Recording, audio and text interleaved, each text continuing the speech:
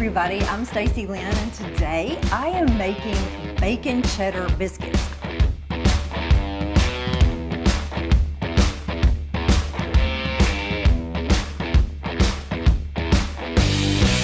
I like to call these loaded biscuits because they have everything that a loaded baked potato almost would have on it. So you could use sour cream and milk. I use buttermilk. You know, you're not going to really use that in a loaded baked potato, but I've got the cheese, I've got the butter, I've got the bacon. It is delicious and it's just powerful. So if you're having guests over, this is the thing you need to make. So I'm starting with all-purpose flour, and as I said, I've got bacon, about 8 ounces of bacon, 3/4 cups of cheddar cheese, 3 tablespoons of butter that I have grated, and just right along with the cheese. Everything's cold. I've got lard, so we get our fat from our own pigs that we have and on our property, and it is just the best stuff ever. And then buttermilk, baking soda, and baking powder. So here we go. The first thing I want you to do is to mix all of the dry ingredients together.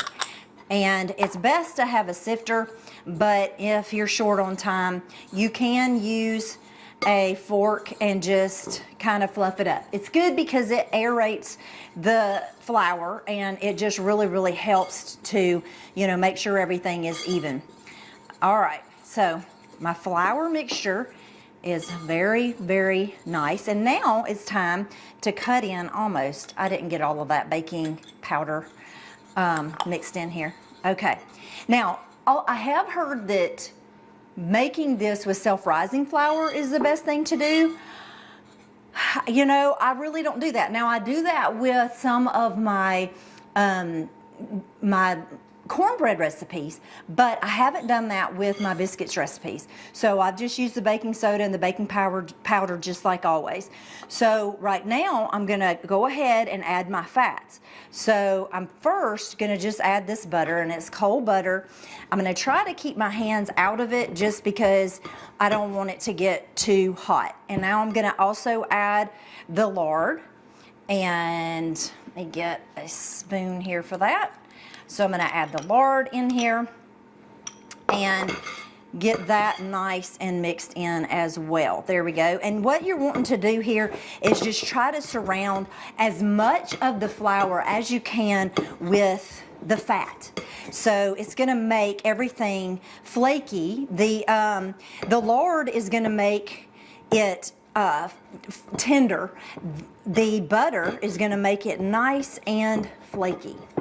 Okay, so I'm going to keep doing that, getting that really nice, and you want it to look kind of like cornmeal, maybe a little bit bigger than cornmeal pieces before you add any of the buttermilk or anything else to the party.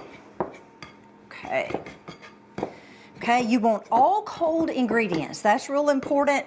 Everything needs to be very cold. It's going to help everything in the end.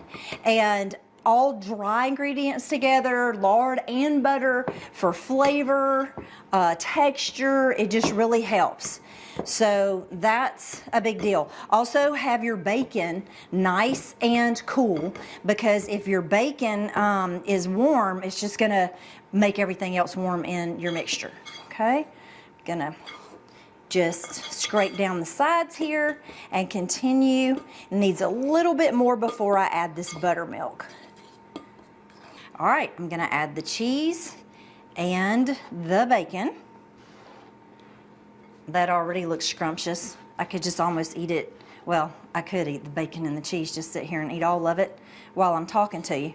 So the beginning of baking biscuits was, well, at least in America, was hardtack. They needed something to take with them, and so, on traveling or to work or whatever, and hardtack's just made out of flour and water. And actually, I've been making biscuits, or not really biscuits, but crackers for communion, and it's kind of like, that's what that's what they use. I think they use something that tastes a little bit better. I've been making really good crackers now, but the first time I did it, I just pretty much made hardtack. Okay, I have mixed that together, and so now I am making a well in the middle of my flour mixture here. Okay, and I'm just gonna add this buttermilk slowly. And while you add it slowly, you're just gonna want a little bit of that flour to get in here and penetrate, you know, or the liquid. You want the flour to soak up the liquid. Okay, so I'm giving it a little bit of time to do that, and then I'm going to continue to do that. And really, most of the time I do this with my hands, but I'm trying to save my hands from getting too club handy here on the YouTube channel, but they'll be clubby before too long, I know. All right, so going to continue adding the buttermilk here. And if it looks too dry, you may need to add a little bit more buttermilk. But before you do, just let it kind of sit here for a few minutes, because it continues to soak up the buttermilk, the flour does. And what's interesting, on drier days here in Alabama, it can be really humid like in the summer, and it's really, you know, not really dry, but sort of dry in the winter. And I will have to use different amounts of liquid to dry ingredients. So if you're looking at it and you're like, this is super crumbly, this isn't gonna stick together, you may wanna add more or less of something to, just to, you know, for your environment. Okay, this looks like it's really just about just right. So it's not gonna look beautiful. It's gonna be kind of shaggy, but that's the way it's supposed to look. You can make 2 or 3 times the recipe here and freeze what you don't use. Super easy to freeze it. You just make the biscuits, put them on a sheet pan, put them into the freezer, and let them freeze for a couple of hours, and then put them into a bag, and a freezer bag, and just freeze them in there, and then get them out as you like, and then make them just exactly like you would if you were they were going straight in the oven. You may have them a little bit less time, but you know, as far as the cooking time goes, but pretty much you can do that. Now you can turn this out right onto a floured surface. I got a little bit of extra flour, actually a lot of extra flour, but I wanted to make sure I floured that before I use my mason jar to make these delicious loaded biscuits. Okay, so you're just gonna make a rectangle. You can make a circle, rectangle, it doesn't matter really what. And with the extra, you're gonna, you know, you're just gonna end up rolling it back out again. And I've also heard to use a rolling pin and not to put your hands on it, but it doesn't work for me. I like doing it with my hands here, and I just don't find a problem with that. Okay, so you're not gonna twist, you're gonna go straight down, and there you go, okay? 1 biscuit done. All right, I'm gonna do the rest of these biscuits. Here we go. 2, done. All right, so this was also biscuits and gravy. That was a really big deal in the Depression. And so my grandmother went through the Depression, and she totally taught me how to make biscuits. And so you can make them with almost everything. I mean, as long as you have some flour, some sort of fat, and some sort of milk, you're good to go. Yeah, she was amazing. She could make them, you know, of course I have sweet potato biscuits. She made them out of all kinds put other vegetables in there to add a little bit of nutrition. All right, so I'm not gonna mess with it too much, but I am gonna pull it back together and just kind of make it to where they don't fall apart in the oven, or, you know, separate in weird spots. So I am gonna kind of, you know, mush it together and then cut a little bit more. I'm heating a skillet at 425 degrees really you need it to be pretty hot. I mean, I've done them at 475 and they turn out great. You could do it at 425, 475, but it needs to be a high temperature. You want them to rise pretty fast. And you know, they'll rise beautifully. I've got a hot skillet with, you know, nothing in the pan. As long as your pan is seasoned, it works just great. I'm gonna pull it out in just a second and put these right into the pan. All right, it's gonna, also, it's very important that they touch one another because that will help them to keep their shape and to rise evenly.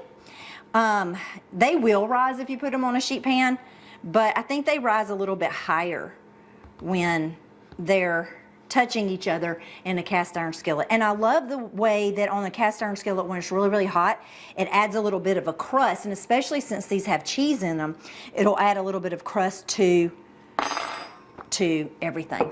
I normally don't do it this way, y'all, but anyway, here we go. Okay, I'm gonna get these out.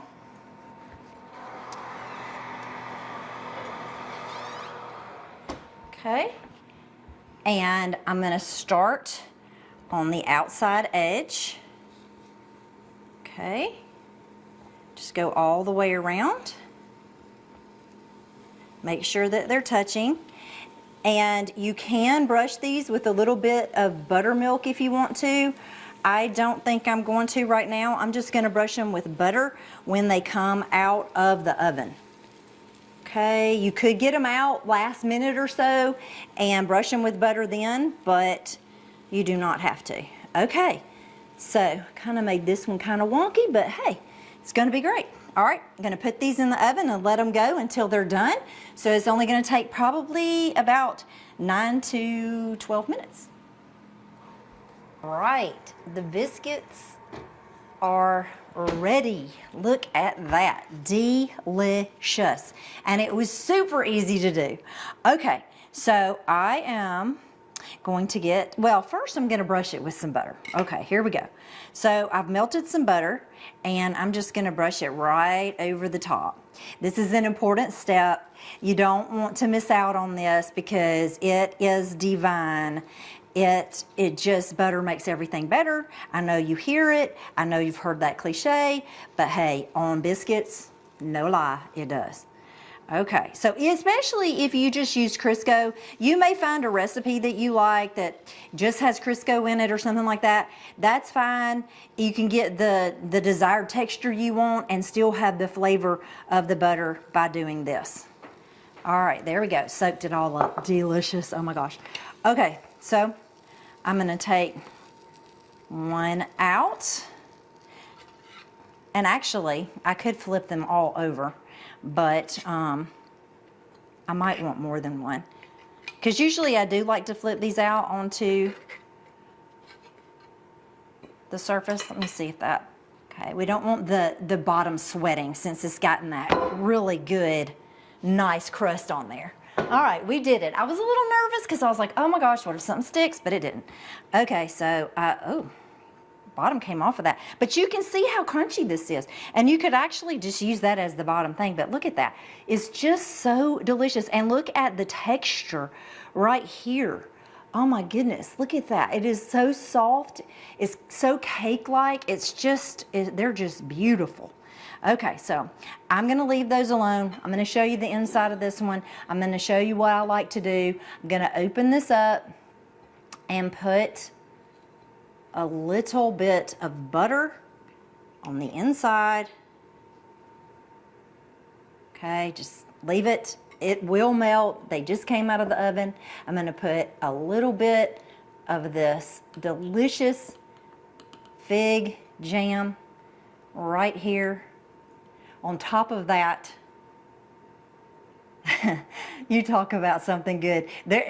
You know what? Donuts are not even as good as this. I don't know if you like donuts as much as me, but if you do, they're not as good as this, okay? So I'm gonna show you this. Now you could stuff this with mustard and ham. It would be spectacular. So anyway, okay, so I'm gonna take a bite. Here we go. Here we go. Are you ready?